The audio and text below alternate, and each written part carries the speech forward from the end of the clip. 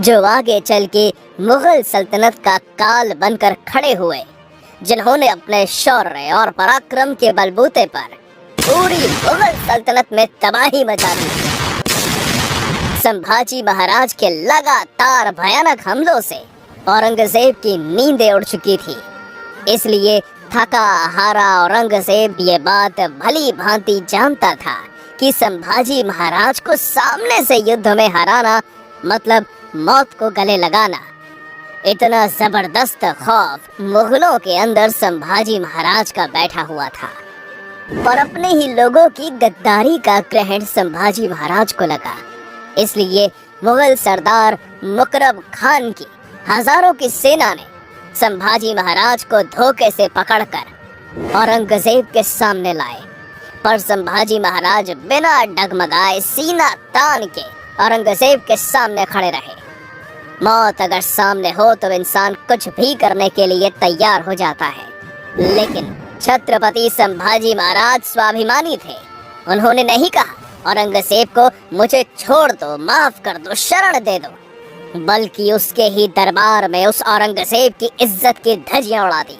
अपने ही दरबार में अपने ही लोगों के सामने हुई बेइज्जती को औरंगजेब सह नहीं पाया। वो गुस्से से आग बबूला हो गया और उसके आदेश पर अब धीरे धीरे संभाजी महाराज की खाल को खींचा गया। दर्द ज्यादा हो इसलिए जख्मों पर नमक डाला गया, मिर्च को आंखों में डाला गया, बालों को खींचा गया, शरीर से मांस के टुकड़े निकालकर कुत्तों को खिलाए गए, उंगलियां काटी गई, हाथ काटे गए, गरम लोहे की सलियां को आंखों में घुसाया गया, जबान काटी गई। हर रोज उनके शरीर से एक एक अंग को काटा जाता। अपने पिता छत्रपति शिवाजी महाराज के हिंदवी स्वराज्य के सपने के लिए और राष्ट्र धर्म के लिए 40 दिन तक इन दर्दनाक यातनाओं को छत्रपति संभाजी महाराज सहते रहे। अंत में थक हार कर औरंगजेब ने 11 मार्च 1689 को फाल्गुन अमावस्या के दिन छत्रपति संभाजी महाराज की क्रूरता से हत्या कर दी। पर इतने पर ही वो नीच औरंगजेब रुका नहीं। उसके आदेश पर मुगल सरदार जुल्फिकार खान ने रायगढ़ किले पर आक्रमण करके संभाजी महाराज की पत्नी रानी येसुबाई और उनके 7 साल के पुत्र शाहू महाराज को कैद कर लिया। लेकिन इस हमले से संभाजी महाराज के छोटे भाई राजा राम महाराज बच निकले।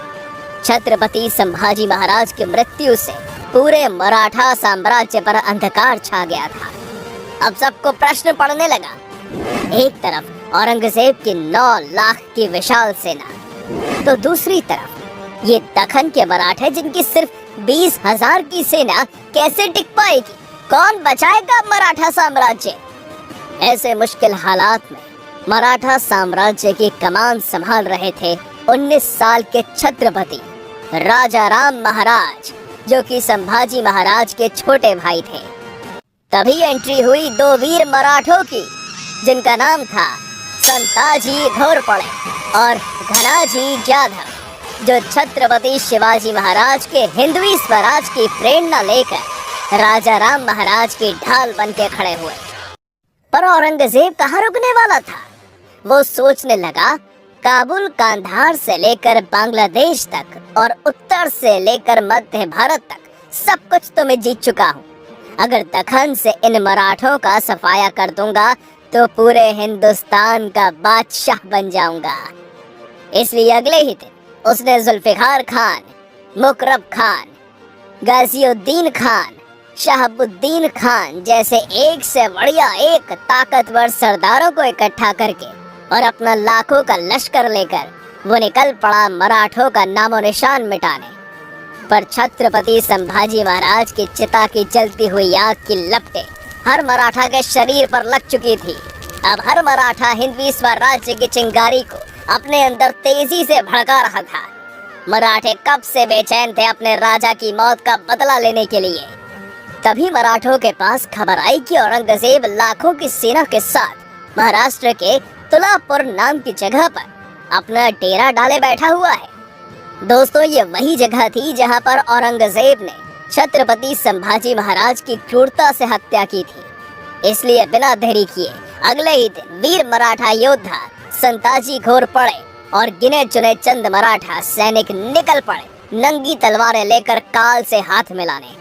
और अगस्त 1689 को हर हर महादेव और छत्रपति शिवाजी महाराज की घोषणा देकर 2000 मराठे औरंगजेब की लाखों की सेना पर एक खूंखार शेर की तरह टूट पड़े। जो भी मुगल सैनिक मराठों के हाथ में आते, मराठे उनकी गर्दन काटकर सीधा अल्लाह के पास पहुंचा देते। मराठों ने मुगलों को काट काट कर मौत का तांडव मचा दिया। मराठों के यूं अचानक हमले से पूरी मुगल छावनी में भगदड़ मच गई। इसलिए मुगल जोर जोर से चिल्लाने लगे, हुजूर मराठे आ गए। एक तरफ लाखों की मुगल सेना औरंगजेब की जान बचाने की कोशिश में लगी हुई थी, तो दूसरी तरफ मराठे मारने मरने के लिए तैयार थे। मराठों ने मुगल छावनी में घुसकर कुछ इस तरह के कत्लेआम मचाया कि औरंगजेब अपनी जान बचाकर दम दबा के भाग गया। इस हमले में भले ही औरंगजेब की जान बच गई, पर पूरे मुगल साम्राज्य की नाक कट गई। मराठे यही नहीं रुके। अब मराठों ने मुगल छावनी के ऊपर के 2 सोने के कलश काटकर और इस अभियान को सफलतापूर्वक अंजाम देकर सिंहड़ किले को लौट गए। अगले दिन जब सुबह हुई तो औरंगजेब मुगलों की मौत का मंजर देखकर हैरान रह गया और कहने लगा, या अल्लाह, किस मिट्टी के बने हैं ये मराठे। ये ना थकते हैं, ना झुकते हैं, ना पीछे हटते हैं। इन्हें मिटाते मिटाते कहीं हम न मिट जाए। औरंगजेब इस दुख भरे हादसे से अभी बाहर ही नहीं आ पाया था कि तुरंत 2 दिन बाद मराठों का तूफान सीधा रायगढ़ किले पर जा धड़का। पर रायगढ़ किले को पहले से ही मुगल सरदार जुल्फिकार खान ने घेरा बनाया हुआ था। पर मुगलों का खून निकाले बिना मराठों को कहाँ चैन आता था। इसलिए संताजी घोर पड़े और छत्रपति शिवाजी महाराज के वीर बावलों ने मुगलों के इस घेरे को तोड़कर और जुल्फिकार खान की सेना को काटकर रायगढ़ किले पर भी कत्लेआम मचा दिया। और मुगलों का बेशकीमती खजाना, घोड़े और 5 हाथी अपने साथ पकड़कर पन्हाला लेकर आए। इस तरह मराठों को जब भी मौके मिलते तो मुगल सेना को चीर के रख देते। जिस मुकरब खान ने छत्रपति संभाजी महाराज को छल और धोखे से कैद किया था, उस मुकरब खान को औरंगजेब ने 50,000 रुपए नकद देकर महाराष्ट्र के कोल्हापुर और कोकण प्रांत का सूबेदार नियुक्त किया। पर छत्रपति संभाजी महाराज के बदले की आग ने और संताजी धनाजी के तूफानी हमलों ने मराठों के अंदर भयंकर जोश भर दिया। इसलिए मराठों ने यह प्रण लिया, चाहे कुछ भी हो जाए पर उस मुकरब खान को जिंदा नहीं छोड़ना।